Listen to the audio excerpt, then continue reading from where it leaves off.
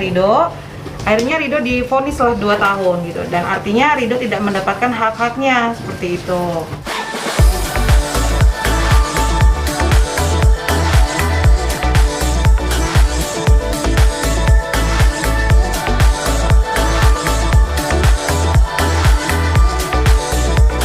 Jangan lupa subscribe dan nyalakan loncengnya. Terus langkah apa yang akan dilakukan selanjutnya, Bang? Jadi langkah kita jelas bahwa hak Ridho kita akan mengajukan untuk asimilasi, ya, karena ini sudah terlanjur dan berdasarkan petikan putusan ini adalah vonisnya 2 tahun, maka langkah kita adalah mengajukan hak untuk mendapatkan asimilasi sehingga Ridho bisa lebih cepat keluar, dan setelah keluar kita akan lakukan rehabilitasi secara pribadi, ya. Itu aja langkah kita. Kemudian kita insya Allah secepatnya hari Senin akan mendatangi rutan Salemba. Akan koordinasi ke rutan Salemba lah. Kalutan. Biar Ridho ini kan cepat keluar. Kasihan juga orang tuanya terlalu lama di Jakarta lah, karena beban ekonomi juga, kasihan juga. Makanya insya Allah hari Senin kita tim pengacara akan mengambil langkah cepat sehingga Ridho ini cepat keluar lah. Mungkin Karena yang terpenting adalah bahwa Ridho ini kan belum menggunakan barang haram tersebut, masih disimpan. Maka kami meminta kepada Karutan supaya hatinya terketuk bahwa ibunya Ridho ini kan sekarang sebatang kara di sini, kasihan, ya. Beliau ngekos, sakit, apalagi nuansa pandemi, nggak ada yang support, buat makan aja susah. Jadi kami minta supaya Karutan terketuk hatinya untuk mengabulkan permohonan asimilasi kami sehingga Mas Ridho bisa keluar lebih cepat dan bisa bekerja, bisa mencari nafkah untuk menghidupi mamahnya dan adiknya yang perempuan. mungkin yang perlu kita sampaikan bahwa Ridho ini kan orang tuanya sudah almarhum meninggal dunia, bapaknya. Ini Ridho ini adalah tulang punggung daripada orang tuanya. Maka kami meminta kepada pihak Kelapas, khususnya Kepala Lapas, agar mempercepat proses asimilasi. Karena dari awal ini kan ini saya melihat ada pelanggaran yang dilakukan oleh oknum pengacaranya. Maka biar tidak ada ajaran sesat kayak gini, maka kami meminta kepada pihak Lapas agar mempercepat proses sehingga Ridho bisa keluar lebih cepat. Pelanggaran apa, Bang, yang seperti Abang katakan tadi, yang dilakukan oleh tim kuasa hukum Ridho sebelumnya? Ya, saya bilang kan pelanggaran saja bisa saja pelanggaran dalam hal kode etik advokat. Kalau dia seorang advokat, dia melanggar Undang-Undang Nomor 18. Kalau dia tidak advokat, dia sudah melakukan perbuatan melawan hukum, pasal 65. Cuma kita harus mengkaji dulu dalam perspektif hukum yang lebih komprehensif untuk melakukan langkah-langkah hukum selanjutnya. Makanya ada 2 langkah yang kami lakukan. Yang pertama, kita selamatkan dulu Ridho, asimilasi, baru kita melakukan langkah-langkah hukum Dengan membuat laporan di membuat Mabes Polri. laporan ke Mabes Polri. Biarlah nanti penyidik di Mabes Polri ya akan melakukan analisa, akan mengkaji, akan menyelidiki apakah nanti apa yang kita laporkan terhadap para oknum ya yang diduga melakukan tindak pidana penggelapan terhadap aset-aset baik itu rumah maupun mobil yang sudah dijual, ya, itu apakah nanti terbukti atau tidak, biarlah itu kewenangannya penyidik di Mabes Polri. Itu total aset yang dijual, rumah dan mobil itu berapa, Bang? Dua-duanya. Kurang lebih 1 M lah. Ya. Kurang lebih 1 M. Kalau bisa tahu itu dijualnya dikarenakan apa dan kapan? Dijualnya karena akan mengurus semua untuk kepentingannya Ridho dalam pembelaan hukumnya, ya untuk biaya hidupnya Ridho dan mamanya gitu. Tapi ternyata tidak maksimal hasilnya gitu, Mas. Ya sejak mulainya Ridho masuk penjara, ditangkap, ya itulah dimulainya penjualan barang-barang tersebut, dan itu pun bukan dilakukan oleh orang tuanya, tapi oleh oknum tersebut yang menjual aset tersebut, ya. Iya. Berarti aset tersebut dijual oleh oknum tersebut? Iya, dijual oleh oknum tersebut dengan iming-iming bahwa Ridho ini tidak ditahan, tapi direhabilitasi. Faktanya tetap proses ini lanjut dan divonis berdasarkan putusan ini, ya, petikan putusan bahwa dia divonis 2 tahun. Itulah yang sangat menyakitkan, yang sangat zolim terhadap mamahnya Ridho. Beliau sekarang tidak punya apa-apa, rumah sudah dijual semua, mobil sudah dijual semua, dan Ridho masih ditahan. Tante, kalau boleh tahu, sekarang bisa banget rumah sudah tidak memiliki rumah.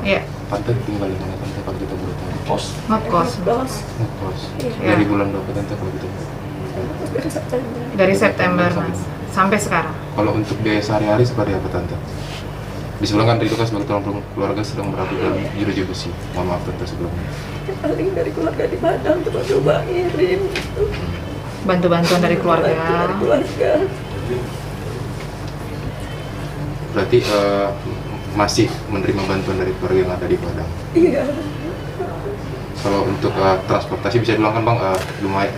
Ngekos di mana Tante kalau kita boleh? Di depan Polres, saking sayangnya sama Ridho, beliau ngekos di depan Polres. Di depan Polres. Supaya lebih dekat Dekat dan Ridho. hemat biaya. Ya. Untuk ini Bang, Hemat biaya. untuk akomodasinya bisa bilang kan ini kan dari barat ke sini cukup jauh. Kalau untuk itu seperti apa? Apakah ada tim abang yang mengantar jemput atau memang? Ya, jadi selama ini beliau masih disupport dari keluarga Padang, tapi mau sampai kapan kan nggak enak, ya. Mungkin. Jadi kebetulan 2 hari yang lalu sudah berkomunikasi dengan kita, sudah memberikan kuasa kepada kita. Ya, mulai saat itulah kita bergerak untuk bagaimana membantu meringankan beban mamahnya Ridho. Gitu. Bang, untuk terkait ke kasus penipuan sendiri, langkah apa yang akan diambil selanjutnya Bang? Jelas kita buat laporan. Kita akan buat laporan dengan tegas di Mabes Polri bahwa ini tidak bisa dibiarkan, keadilan dan kepastian hukum harus didapatkan oleh mamahnya Ridho. Kalau boleh tahu, Bang, oknum tersebut bisa bertemu dengan mamanya Ridho seperti apa sih Bang? Bisa bilang kan ini kan ada kronologisnya sendiri. Ada bisa bilang ketemu sendiri kah atau memang ada yang mempertemukan? Ibu cerita gimana Itu aja kronologisnya? apa aja? Iya. Pertama kali. Yang pertama, lawyer yang pertama Ya. Yang pertama itu tuh ada dari manajer. dari manajernya Ridho. Terus kalau yang kedua dari fan-nya Ridho. Karena saya kan dari Padang, saya nggak tahu hukum, saya nggak tahu apa di sini karena saya baru di Jakarta. Jadi fan Ridho yang hubungi, katanya dari fan-nya itu ada dari keluarganya yang pernah terlibat, dibantu, nggak ada biaya, Tidak mengeluarkan biaya. nggak ada apa-apa, kata gitu, seikhlasnya, sukarela gitu. Jadi saya yang nggak ngerti apa-apa, memang berharap gitu, karena saya memang nggak punya gitu. Tapi ya nggak tahu akhirnya kayak gini. Bagaimana sih Ibu bisa diceritakan kenapa bisa bilang teriming dengan itu semua dan sampai menyerahkan semua aset itu? Nurani seorang ibu pengen anaknya Cepat keluar. Cepat selesai masalahnya lah.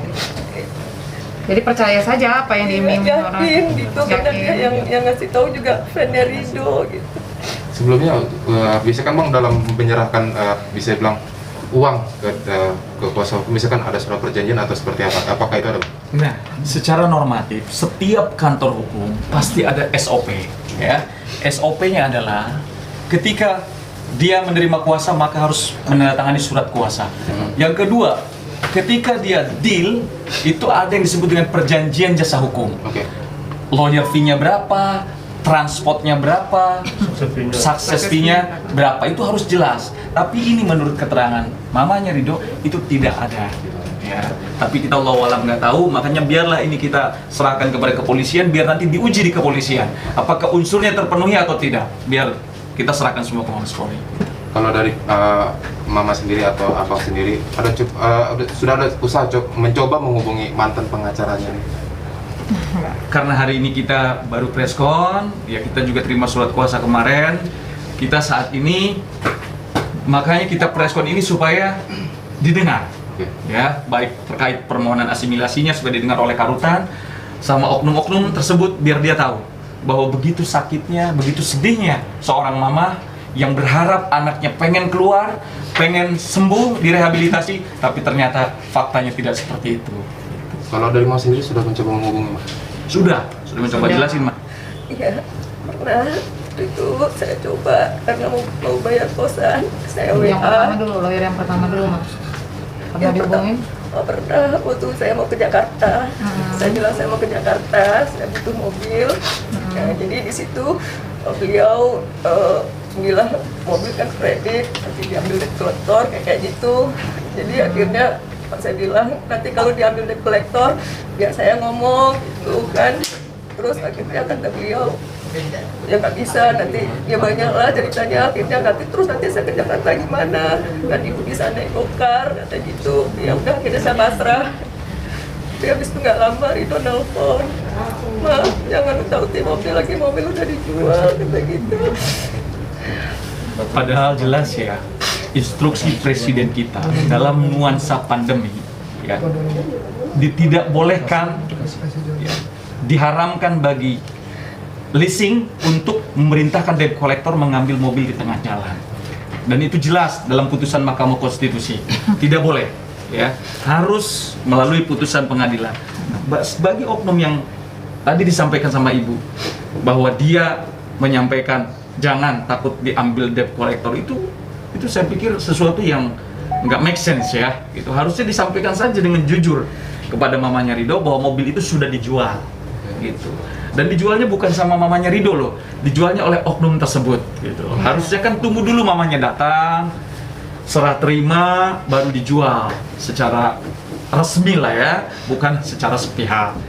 Bang, tadi dari hasil respon juga katanya ada sedikit ancaman dari oknum tersebut kok terhadap mama. Ancaman seperti apa Bang kalau kita boleh tahu?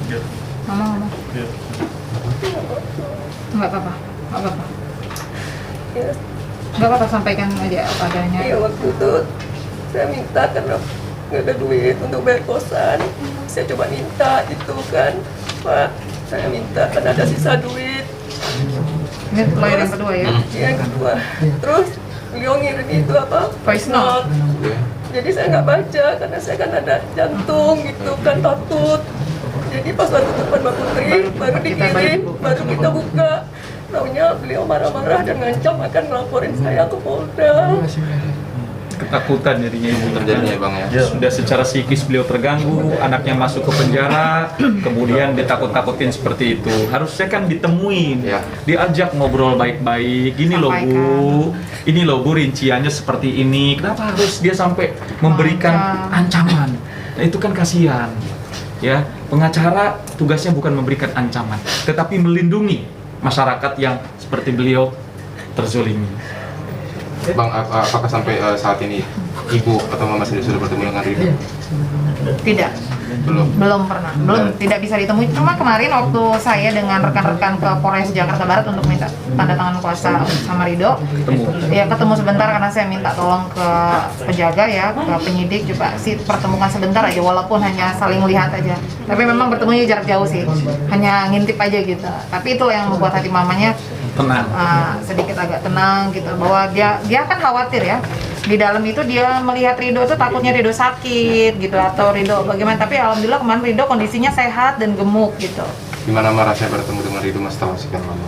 Senang, tapi sebetulnya belum lepas juga sih. Iya. Masih rindu. Karena cuma ngintip doang ya, Ma ya. Iya. Pasti Mak bisa dibilang kan mudah-mudahan asimilasi ini diterima oleh pihak lapas dan pihak pengadilan. Amin. Apa sih Mak hal pertama yang akan dilakukan pada saat Ridho nanti bebas? Ingin jalan-jalan sama Ridho, ngumpul-ngumpul dulu. Ya. Mau Ridho pulang dulu ke Padang ya, Ma ya? Iya, Iya. pulang bentar. Mau lihat makamnya papanya ya? Iya. Ziarah dulu, ziarah. Oke, Bang, terakhir Bang. Pesan apa yang disampaikan oleh Ridho pada saat pertemuan kemarin, Bang? Apakah ada pesan-pesan penting yang disampaikan? Ya. Ya, jadi beliau minta bagaimana kami ini berjuang secara totalitas ya. Tidak seperti yang kemarin-kemarin, sangat kecewa, sangat terpukul hati beliau. Maka saking sayangnya sama ibunya, beliau minta supaya bagaimana caranya dia bisa bebas secepat mungkin, supaya bisa menghibur lagi ibunya yang tadi dijelaskan, supaya bisa pulang ke Padang, ziarah ke bapaknya, dan akan istiqomah fokus bekerja mencari nafkah, membahagiakan ibunya. Oke. Jangan lupa subscribe dan nyalakan loncengnya.